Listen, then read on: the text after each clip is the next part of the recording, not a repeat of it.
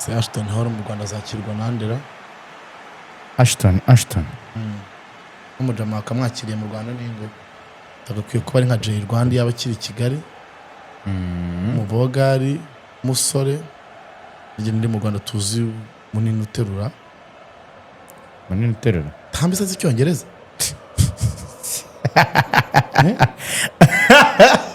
nicyo cyozo ngiye kugira Rutambi anagiparire simbyizeye kandi Rutambi ariko ari challenge nziza ko ari challenge nziza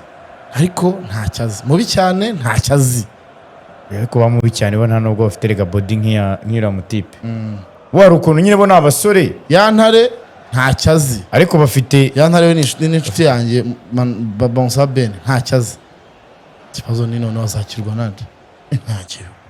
ye ari atari aba influencer aba content creator bimeze bitebo akane bato reka turebe Senegal izamukira iva mu content creator uyo Smarito ntacyazi bari n'abatoya ntago Ashton Hall icyo Deriyo Gasana arakizi yavuga we ntaribi aha ariko ntago bahuje type nicyo kibazo nyine twashakaga banini ariko baniyamiriya muri sport buryo nyine bahigana buryo bagira icyo bahatana Smarito ntibakwiruka afite physique ariko si umusore side biryo nta kintu ntago Bono umuntu cyenda bono umuntu nashokanya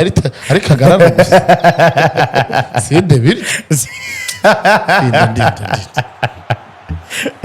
ariko kuri physique bajyamo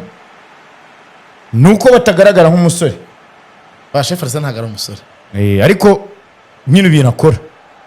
imyitozo nabonye akora ari tayari cyane umuntu kandi utarantengushye jya kwiga ko ariyo kintu tuzira nta gifaransa nta cyongereza nta